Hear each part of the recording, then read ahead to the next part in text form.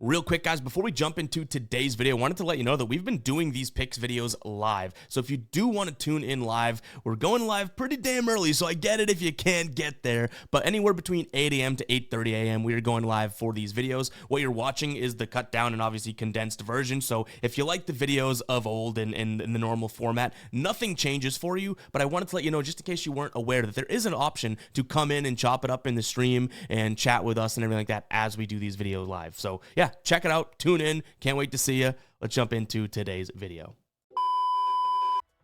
All right, YouTube, how you doing? Welcome back to the channel. It is Saturday. Shout out to everyone in the live chat right now. A bunch of you probably hung over, but it is Saturday, July 19th. We've got a full MLB slate to dive into in today's video like we always do. I'm going to dive into each and every one of these games. I'll give you my prediction on the side. I'll give you my prediction on the total. We'll talk about any other plays like player props that we like within the game as well. But as always, guys, keep an eye down on the pinned comment of this video after it gets posted. That'll take you to all of my final plays, so I'm actually rolling with myself. If that does interest you, it's absolutely free down in the pinned comment. All right, YouTube, how you doing? Welcome back to the channel. I tell you guys I'm a dummy all the time. They don't suck. They've just been sucking. Get them down to -3 for more juice than Jose Canseco in his prime. Tell me you're new without telling me you're new. So don't go jumping down my throat in the comments, right? If you want to fade me, or if you do want to ride me, this still leaves a bad taste in my mouth, right? And remember, more chins, more wins. Now, in terms of yesterday, we had a decent amount of plays out there. We ended up profiting 0.09 units. So you know what? A big old cha-ching there. Yeah, I mean, it was a green day, but can we even really count it? It wasn't even 0.1 units. It wasn't even like a tenth of a unit. You know what I mean? 0.09. So yeah, well, I mean, it's green, but that's all it is. Unfortunately, got to bring the vibes down just a little bit here with the ride of the day. There I am. Ride of the day does not come through from Moist Cupcake, an OG here on the channel. Trevor Story over 1.5 hits, runs, and RBIs. Gotta drop the womp womp there. We do have the ride of the day tracker updated. You can see it here. If you guys don't know what the ride of the day is, it's simple. Just use that hashtag ride of the day down in the comments. I jump on board with one person's play each and every day. Give you a shout out in the next video, win or loss. If you do win, we continue to roll with your plays. You're tracked on the tracker. But when you do lose, unfortunately, you face the womp womp. Moist Cupcake has thrown out so many great picks over the time here on the channel and the community, so I'm not worried about them. But you know what? Yesterday was an L there for the Red Sox as well. But yeah, guys, shout out to everyone in the chat here. Yeah, we are up, I guess, early on a Saturday. Sometimes this is going to be a difficult thing to do, but like I said, we're going to be playing around with some more live streams and everything like that. But let's see who is in the chat, guys. Drop a W if you are here early. Seeing a bunch of names so far. We had a lot of fun doing this yesterday, and you know what? We'll keep doing this as much as we can, right? Some days we'll just get the normal video, but when we are able to put in the work, which it is a lot of work, we'll do the live stream. That'll obviously post as a regular video, but then we'll cut up the condensed version and post it for you guys as well, like our normal videos. So very excited to kind of keep doing some of this. But yeah, you know what? It is a Saturday. Hopefully we're not a little sluggish. You know, the gears are turning, everything like that. We are taking, you know, some coffee to the dome right now. What do you say we go ahead and dive into today's slate? Appreciate everyone tuning in. Look at all those W's, baby. Fly the W, huh? All right, guys, hit that like button, hit that subscribe button. Let's jump in here. Game number 1. We have Toronto taking on San Francisco. So yesterday, this was one of our dubs, right? We had the Blue Jays on the money line. It just made sense to us. Today, I would say the same thing. I do like Toronto on the money line. Our leans are as follow. Blue Jays money line, but I give Logan Webb, who's pitching for the Giants, I give him the credit. I give him the credit that he deserves. I don't think the Blue Jays are going to absolutely smack him around. So I like the Blue Jays, but I think this is a lower scoring game. I mean, yesterday was low scoring, right? And then Elliot Ramos under 1.5 bases. We'll get into that in just a second. But the reason I do sit here and consider backing this Blue Jays squad is for a couple of reasons. First and foremost, we're going to get that sinker from Logan Webb, which is his best pitch. That's a pitch that Toronto hits really well. So even though he's the better pitcher in the matchup, you know, Eric Lauer is a lefty. He's pitching for the Jays. San Fran hasn't been great on the road, hasn't been great against lefties. They just dropped 0 runs yesterday, right? So to me, it's a Toronto spot. You're getting near even odds for them. We haven't locked it in yet as a final play, just because I do think, we kind of want to wait out to see what this number does, because I think a lot of people are going to be like, Logan Webb at this short price, boom. But to me, it just doesn't make too much sense. It's a way better offense. But that being said, I'm giving Logan Webb the credit, right? And that bullpen, I guess, the credit. So I don't think that they win a massively high-scoring game. Now, in terms of why we want to look at Ramos, I do like the spot here. He's going up against, like I mentioned, a lefty and Eric Lauer. His batting average drops down from 262 on the season down to 242 against lefties. The fastball he does hit well, but then everything after that, the cutter, the curve, the slider, even the change are the next 4 pitches he'll see. He doesn't hit that all that well. So I don't mind the idea of Ramos under. I do get a little scared that, yes, the fastball, which he'll see like 45% of the time, that's going to be a pitch that he can hit. So that's a slight lean there for me. And by the way, guys, I mentioned this yesterday, but I know that the chat's going to be flying and everything like that. I'll do my best to keep up with the chat, but when we come on here and just hang out on a live stream, it's way easier for me to just muck it up with you guys and talk to the chat. As we go through a 15-game slate, I think we're going to do what we did yesterday and keep an eye on the chat. If anything is worth saying, we'll say it and whatnot. But I want you guys to keep talking, because we'll have these breaks after every 5 games or so where we decide to kind of look at the chat and just kind of go through it, answer questions and whatnot. So hopefully that makes sense, because it makes sense to me. It's just the easiest way for me to keep things operating. You know what I mean? So I'm not ignoring chat. I just want to keep the show kind of rolling so this thing isn't 15 hours long, right? Because even though I do like to talk, nobody wants a 15-hour show. All right, let's go ahead and move on to game number 2 here. We have a few things that we like in this one. I think I have 4 leans, if I'm not mistaken, so we can go ahead and get right into those. We'll pop them up on the screen. Why waste any more time? We do have the Mets taking on Cincinnati. What I'm looking at in this one, a few different things, right? We like the Mets on the money line. I like the Mets on the team total. And then Nick Martinez over and hits and Clay Holmes under and 2.5 earned. Those are all semi-correlated, right?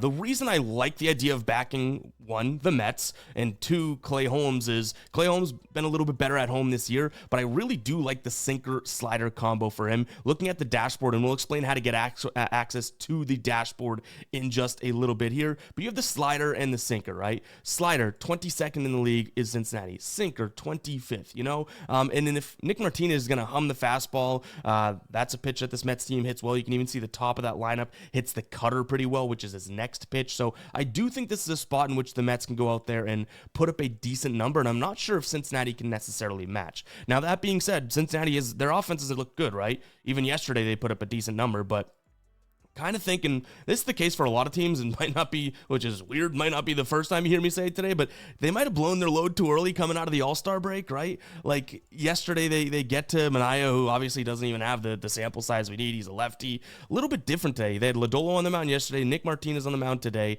I think this is a way different ball game. So yeah, I do like the idea of Holmes kind of holding down the fort here. Give me the Mets money line, their team total over, but then that Nick Martinez over and hits allowed is definitely something that we're considering.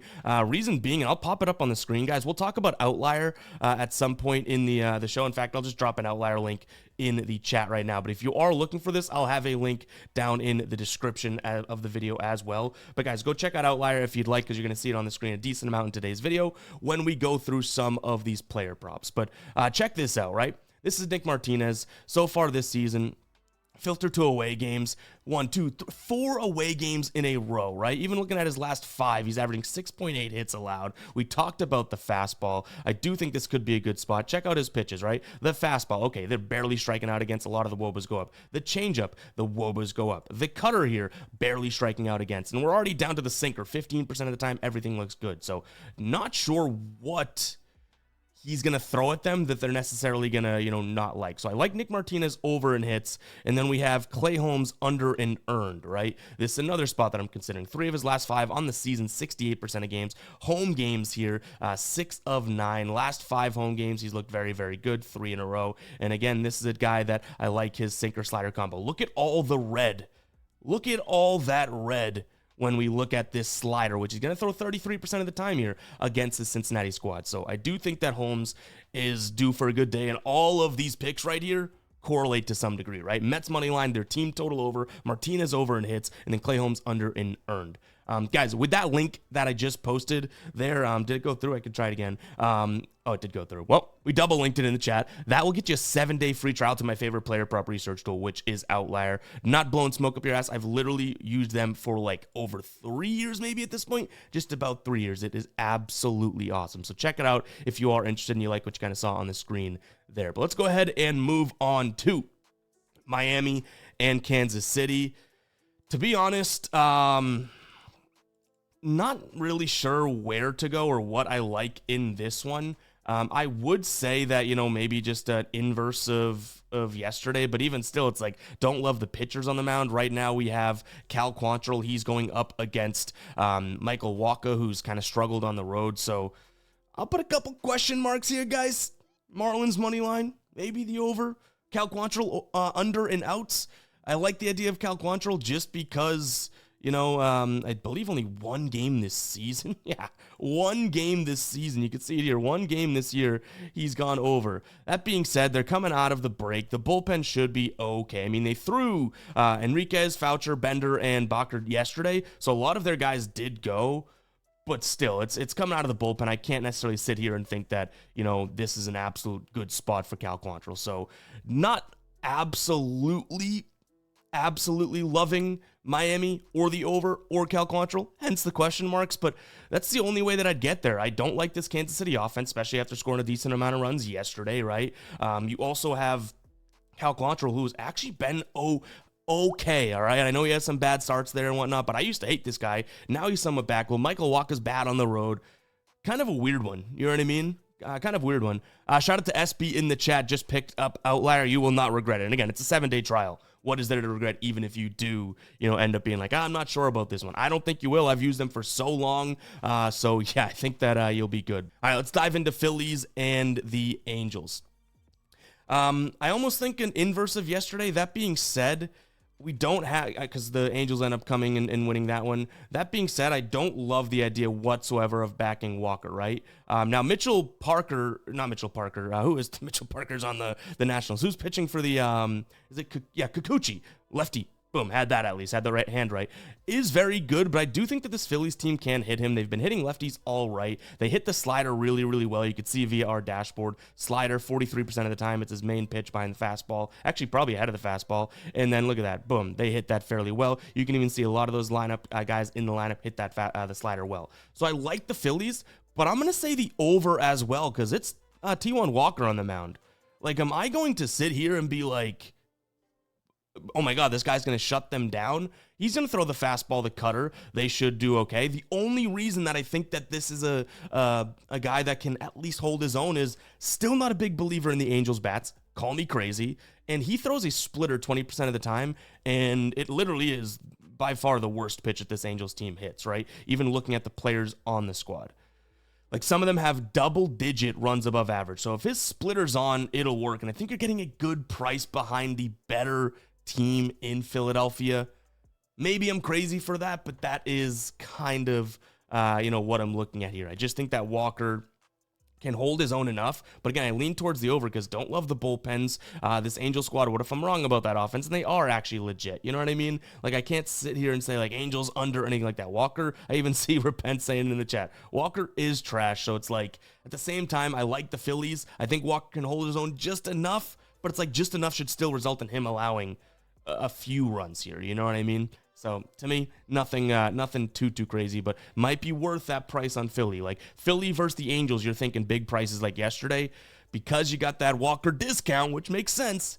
Might actually be worth pulling the trigger on, if you ask me. And I guess to some degree you're asking me because you are tuned in here. But all right, next up, we got the White Sox and we have the Pirates.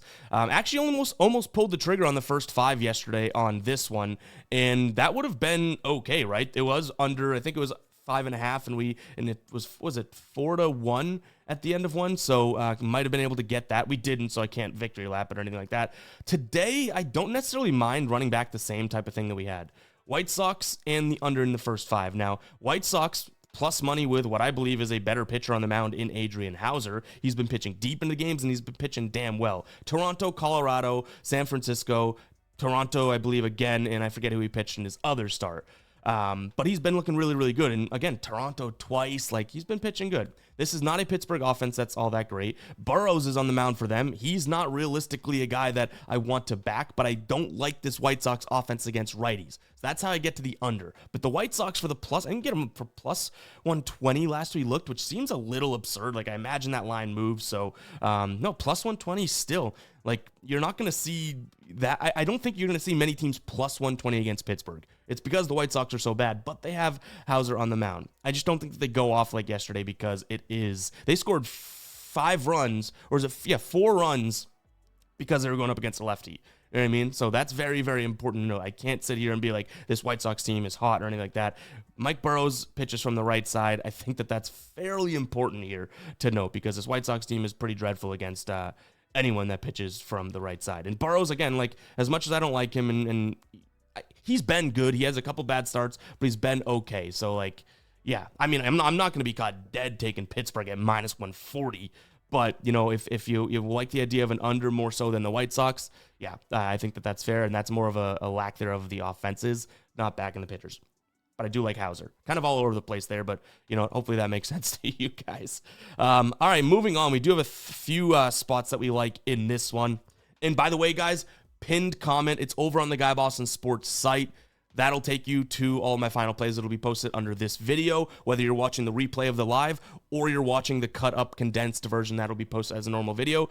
That will all be in the pinned comment. So everything that we're talking about here is where I see the value. I would say you guys can definitely use as, you know, your own information and research. If you are interested in what I'm actually rolling with myself, like these leans on the screen, you know, what I actually lock in, it's absolutely free down in the pinned comment. The reason we do it like that is because after the shows are over, you know, in the morning here, we do tons of research throughout the day, and I build my confidence even more and more in terms of what I actually want to put my hard-earned bread on. So hopefully that makes sense. But against, here we go. We got Washington and the Pods. I like the Padres money line. Yeah, ultimately you have a spot in which I just kind of believe in the pitcher and Yu Darvish more than Mitchell Parker.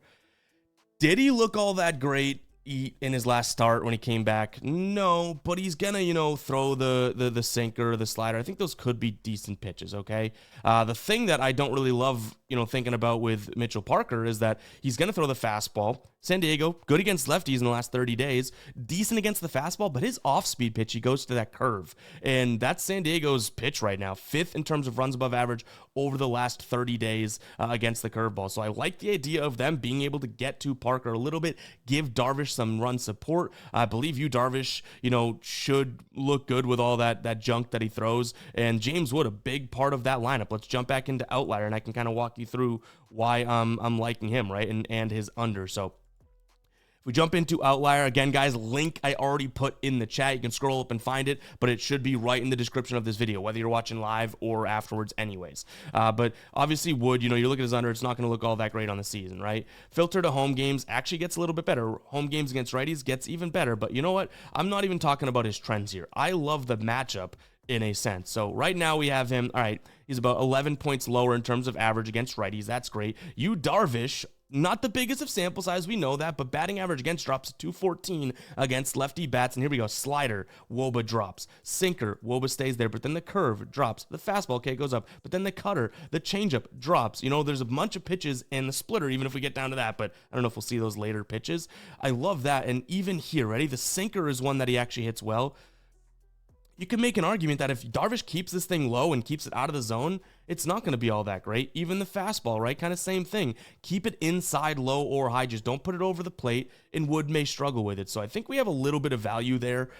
It's still James Wood, and when we're taking unders, kind of scares the crap out of me sometimes to be like, all right, let's go ahead and, you know, back a guy that we're going to take his under. But, you know, at the end of the day, if he just hits one ball well, and we know how well he can hit it, it could ruin it. So that does make me a little worried. I get it. Next one up here, I don't think that we have much that we're liking in this one. I'll throw up Tigers money line and the over.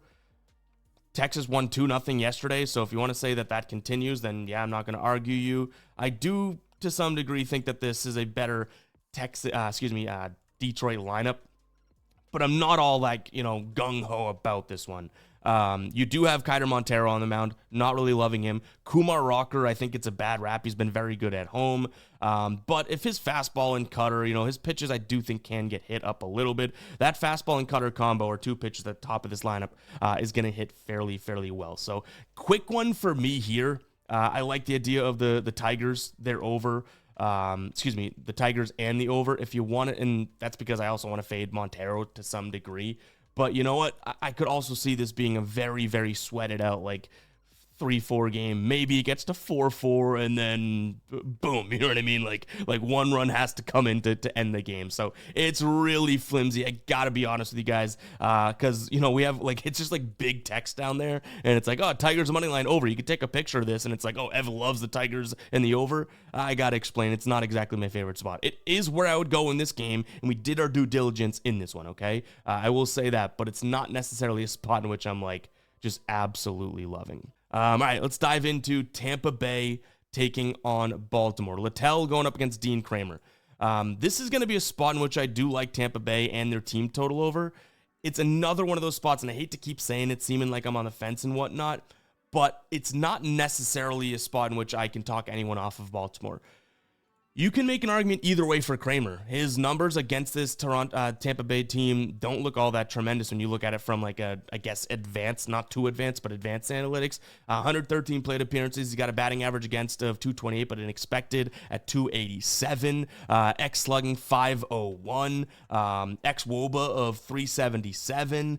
Those aren't all that great. But then you look at his game log, and he's actually had a decent game log against the Rays. So if you want to trust that, fine. The thing that I find a little bit of solace, if that's the word, is backing a little bit of Littell here. That was hard to say. I don't know why I said Littell. Little bit of Littell. A lot of littles there. But I don't necessarily mind him.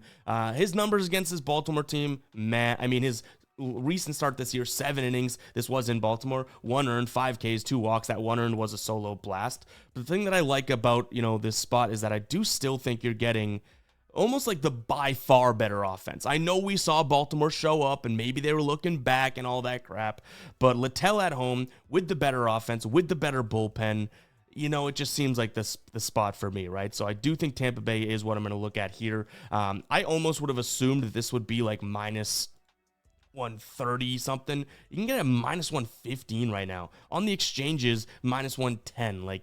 That price kind of scares me, but also it kind of makes it a little enticing for me. Yeah, I just hit you with the McDonald's jingle. Hey, I do my best out here. All right, moving on. Cleveland taking on the Athletics.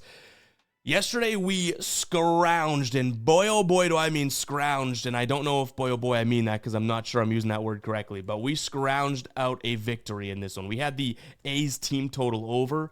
That took them till the end of the game to get, right? They ended up getting smoked.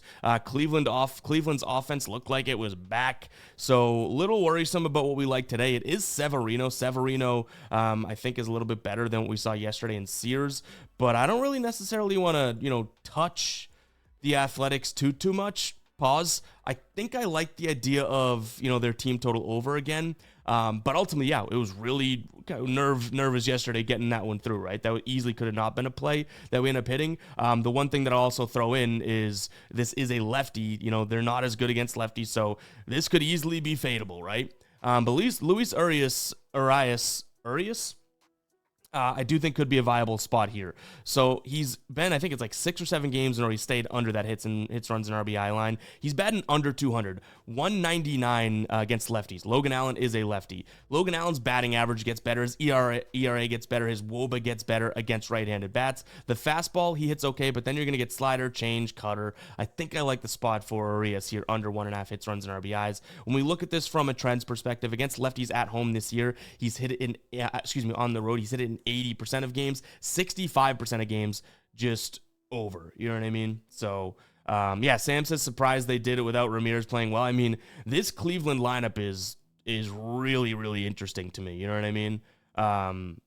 They have names in that lineup. Quan, Jones, Ramirez, Santana, I guess you could even say, man. It's like they have guys in this lineup, yet they just don't seem to have any consistency. They are a squad that I imagine figures it out by the end of the year, but I wouldn't even have thought at the break they were a bad offense. You know what I mean?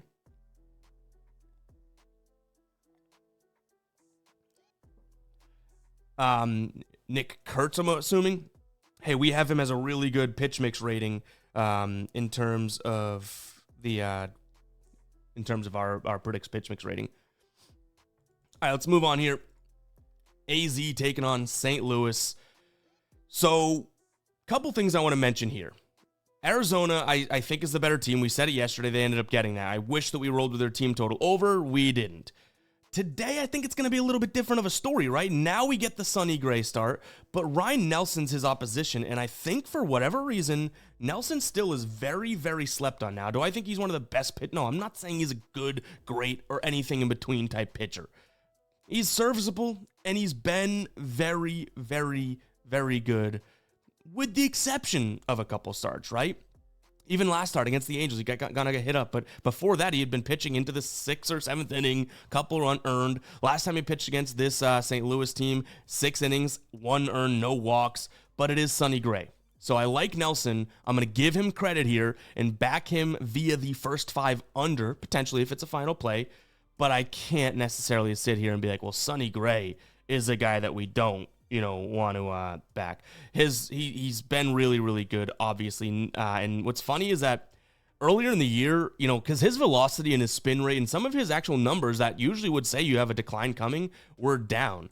But I mean, for what all intensive purposes, 1.08 whip, a FIP of 2.71, and a strikeout rate of 27.3, walk rate below 5. Sonny keeping the ball on the ground too. Sonny Gray's been fantastic.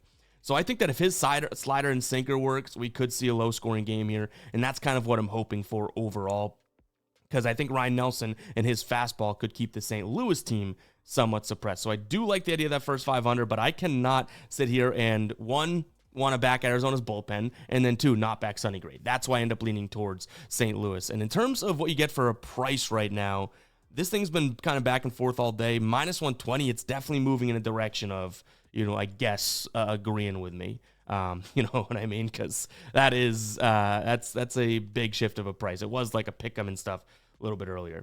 All right. You know what? I looked at this one for a long time, both kind of, late last night, maybe this morning technically, if we were to, go by the AM standard, which makes sense.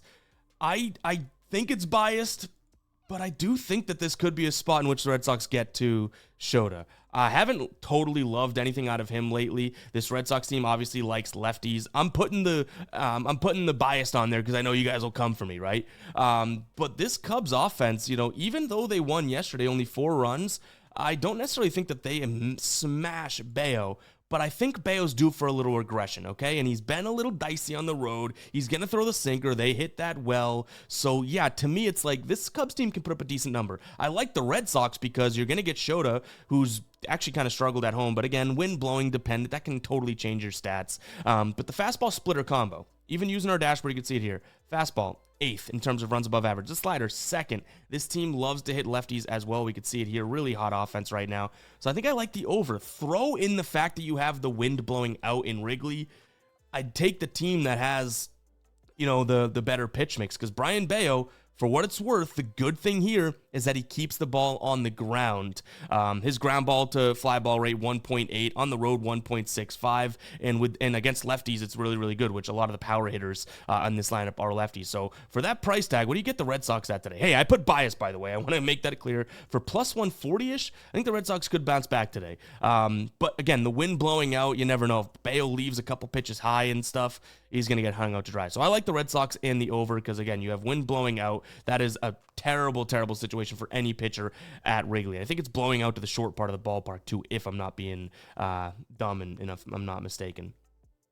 Nathan saying Cubs, wind blowing out today, over. I like that. That was Killa. And then Nathan saying we sweep in Boston, Cubs money line. The Cubs are the better team. As much as I am a big Red Sox fan and I know they went on the streak, this is still a better Cubs team than the Red Sox. I'll admit that. For now, this Cubs squad is obviously very good, but the Red Sox are getting better and better. But I can't sit here and say that this is a spot in which the Red Sox are better than the Cubs. The situation with Bayo throwing the sinker and Shota maybe hanging some sliders, potentially though. maybe bias. All right, let's jump into this one, guys. Good pace that we're keeping, huh? We're going to have a decent amount of time to kind of talk at the end and whatnot. We'll get to some of the chat, so get any questions or anything like that that you guys want. We'll get to some chat after this game as well. Take a little commercial break, and via commercial, I mean talk to you guys. But this one is Yankees taking on the Braves. I'm almost just looking to fade Wentz, who is the listed pitcher here for the Braves. The only thing is, we should know, and I'm assuming that he's only going to go out there and probably throw, 2-3 innings max. It's tough to say, but yeah, I'm going to go Yankees money line. I think their team total over. I think they can hit Wentz, and then also Bellinger, which we'll look at via outlier in a second. But let's talk about the game first, and then we'll get to the player props. So what I like here in terms of the Yankees is, one, I still believe in that offense. They only scored, 3 runs yesterday. I think they bounced back a little bit, right? But the fastball, yeah, that could be good from Wentz. The cutter, not so much. Balls definitely stay in the air around him. Kind of a weird pause moment there. But I just expect that this is a spot in which, the Yankees can score some runs. Will Warren, we haven't really even talked about. The good thing with him is that he's been fantastic against righties this season. He has been better at home, but yes, he's on the road. That's going to be a troublesome spot. But this Atlanta team, not all that great against righties. The fastball, they don't hit that well. The sinker, they do, but slider dead last in the league last 30 days. So Warren could pitch okay. I might be more willing to just back the Yankees offense and their team total over, but it's kind of how I'm looking at this. Fading Joey Wentz. They did pitch, Iglesias, Johnson, Lee, and De Los Santos from the bullpen yesterday. But again, even if guys pitched yesterday, to some degree, this is a spot in which they're going to be healthy. They're going to be, ready to go because they had so many days off, right? Now, if we dive into Cody Bellinger, the player prop that we're liking here, he's been on a tear. We can see that, right? 3.7 hits, runs, and RBIs over his last few games. We have 3 units. I think it's 3. I have to look back at that post. 3 units on Bellinger's over 20.5 home runs. He's hit, what is it, 16 maybe? 15? Can someone fact check that for me? How many? That's why we love having the live, because I can be an idiot and someone can help. How many home runs does Bellinger have? Let me know in the chat. But anyways, point being, look at this. It's almost like anything we look at's going to be good. Him against lefties this year, 368. ERA for Joey Wentz goes way up. Now, again, we're only going to get a couple innings out of Joey Wentz, so I don't want to go too crazy here, but I still like the spot. Even if we look at the bullpen, there are a couple lefty arms that they could be bringing in today, right? So that'll help. But in terms of what we have at our disposal, fastball, WOBA goes up. Cutter, WOBA goes up. Curve, WOBA goes up. Changeup, WOBA goes up. So Bellinger could easily look pretty good here. Now, I'm seeing a couple comments about the DMB list. Yeah, we do have the Yankees on the DMB list, but you know what? We said yesterday, I just haven't updated the graphic. I think we're removing them because it's been the All-Star break and whatnot. If the Yankees come through for us today, you might as well take them off the list. You know what I mean? So, yeah, I'm going to lean Yankees money line, Bellinger over, and then team total over. The problem here, and I do kind of want to I think I've mentioned it, but not as clearly as I'm about to say. This is still a lot of data and basing it off of, Joey Wentz, who's pitching. I don't know how many innings Joey Wentz is going to pitch. Joey Wentz is going to pitch. That is not how I taught. That was crazy. I don't know how many innings he's going to pitch, okay? So a lot of what I just talked about, and even Bellinger, it's like based on his pitch mix, guys, it could get a little dicey, but you know what? We've done crazier, right? It's on the psycho alert alarm. I don't know if back in the Yankees money line is worthy of the psycho alert alarm, but we just did it here. Did want to mention that Sleeper still has an awesome promo going on, so let me riff this for you guys real quick. 100% of your first deposit matched up to $100. We've talked about it in some of our recent videos. This is their OG offer. When they first started and first wanted to build, obviously, their player pool. So go check it out, guys. That link will be down in the description as well as the pinned comment as well if you do want to check out Sleeper. I've been using Sleeper and was using Sleeper before we even partnered with them. They reached out and was like, hell yeah, I absolutely love this, this spot and this product, because it's easy for me to tell you guys if it's available in your state to go sign up, because it's so much fun and they have so many discounts on the board. In fact, let's see if they have any discounts. I like doing this to put a little, fire to the test, or whatever the saying is. I'm just logging into Sleeper right now. Let's see what they got. Boom. They have a protected play. They have a Holland UFC play. They have a... Holland UFC play, an Imanaga boost, a O'Neal Cruz boost, a Max Holloway boost. They have so many discounts, so go ahead and check it out, guys. If you like player props, that is definitely something that you should consider. Obviously, it helps me out too if you sign up using the code GuyBoston or that link, but just wanted to say, go ahead and check it out. Yeah, SB's saying they have so many promos. Like, that's why we love these DFS apps, right? Because they drop promos out the wazoo. You know what I mean? So go ahead and check it out. But all right, should we dive back into these games here? I answered a little bit of the chat, but we'll get better and better at it the more and more lives we do here. Yesterday we liked the Twins. We'll drop a womp bump on ourselves. They almost came back, but man, oh man, that never looked like a win. And some of the damn comments we got from the Guppies yesterday, we had a positive night yesterday, yet everybody in the, oh, these Twins, you stink, I'm never listening to you again. You should never be listening to me in the first place. You can incorporate, what I say or my dumb jargon into your research process, but I'm never asking someone to blind tail me. I'm looking for fades, right? But the fact that people came in my throat about the Twins, it's like we faded the Rockies. Like, how it's not crazy what I said. You know what I mean? Yeah, it didn't. It didn't come through. But it's not like I was sitting there and backed something that was absolutely ludicrous. You know what I'm saying? Like, I think that back fading this Rockies team is fair. SB says he had the Rockies. Yeah, a lot of people had the Rockies yesterday. I was the idiot with the Twins. Still an okay day, but you know what I would say here, guys? You're not going to like this lean because I don't even like it, but how about this? This is what I have to say about this game. I don't know. We have Zebby Matthews, Antonio Sensatella. Neither one of these guys I like. Matthews has been up and down. Nutella hasn't been all that tremendous. He's been pretty damn bad. Maybe just look at an over. Maybe it's an alternate over with a parlay piece, if you knock it down a couple runs, something like that. Nothing that I'm ultimately overly interested in whatsoever. A play that I do think that we could get behind here, two things actually in this game. I do like both of them in terms of Dodgers taking on Milwaukee. Yeah, we kind of sped right through that Minnesota game. If you're really interested in that, I do apologize. I went right through it. But, all right, let's see. We got Dodgers, Milwaukee here. This is a spot in which, Emmett Sheehan's pitching for the Dodgers, so I don't want to kind of gas him up too much. Peralta's on the other side. I do think that there's a pitching advantage for Milwaukee, but are the Brewers really going to rattle off? I think this would be 5 in a row against the Dodgers. Is that really going to happen? I like the over. I like the Dodgers to bounce back. You're getting a decent price because of Sheehan, and the reason I do like the idea of that over is honestly, pretty damn simple. You have Freddie Peralta who's going to hum fastball. Well, guess what? This Dodgers team hits the fastball well. They can hit anybody well. They're at home. Expect them to bounce back. You have Emmett Sheehan who's going to go fastball slider. This should be a team in which the Dodgers are able to hit them up. Do you know what I mean? So it's like, to me, over 8.5. I probably like more than the Dodgers, to be completely honest, because this Milwaukee offense is no joke right now. Actually, just no joke in general. They have a lot of good guys. But this Dodgers offense is obviously no joke, right? I don't think that we have another Milwaukee 2-run win or 2-0 win or anything like that. So, yeah, I like the Dodgers as well as the over 8.5. Yeah, Sam, shout out to you. He says, you have not mentioned your clothing brand in a while. Yeah, it's tough. I'll put it in the chat right now. Pick up some merch, guys. It's like, it's the thing that I appreciate the most when people do support. But I don't talk about it enough because it feels so like I'm pitching you guys on it. I wear my own stuff. Hell, we have it on right now. But there's so much cool stuff over on the Fade Me store. So if you guys do want to check it out, go ahead and do so. We have some new stuff right now as well. Some cool stuff coming. Like this I Know Ball hat is one of my favorites that we just launched. But yeah.